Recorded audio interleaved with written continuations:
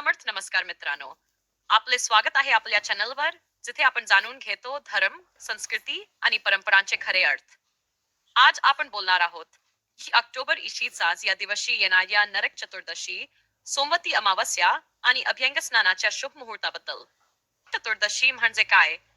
हा दिवस दिवाळीच्या दुसऱ्या दिवशी साजरा केला जातो. या दिवशी भगवान श्रीकृष्णाने दुष्ट नरकासुराचा वध करून लोकांना भय आणि अंधारातून मुक्त केलं.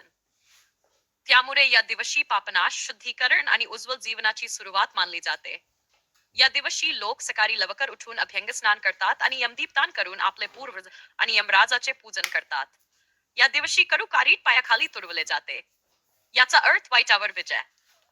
आका अभ्यंग स्नानाचे महत्व व विधी. हा दिवस विशेषतः अभ्यंग स्नानासाठी ओळखला जातो.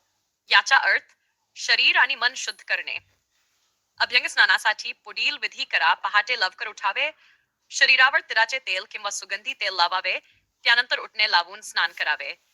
नवीन व स्वच्छ वस्त्रे परिधान करावीत. घरात दिवे लावून यमदीपदान करावे.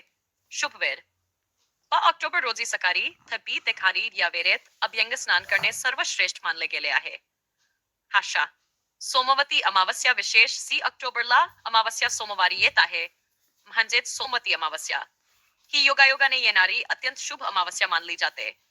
या दिवशी केलेले दान, जप आणि स्नान याचे अनेक पटींनी पुण्य मिळते.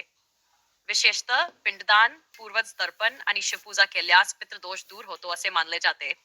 हा का या दिवसाचे धार्मिक फायदे: पापनाश व शुद्धीकरण, आयुष्यातील अंधार, अडचणी आणि नकारात्मकता दूर होते, यमदूतांपासून संरक्षण, आरोग्य, समृद्धी आणि आयुष्य वाढते. दिवाळीच्या दिवसांना शुभ सुरुवात मिळते. निष्कर्ष तर मित्रांनो, 6 ऑक्टोबरचा हा दिवस नरक चतुर्दशी, सोमवती अमावस्या आणि अभ्यंग स्नानाचा पवित्र योग घेऊन येत आहे.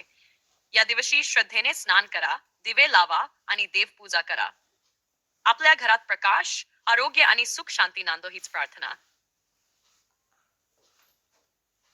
जर तुम्हाला ही माहिती उपयोगी वाटली असेल तर लाईक करा, शेअर करा आणि अशा धार्मिक माहितीसाठी आमच्या YouTube चॅनल सबस्क्राईब करा. जय श्री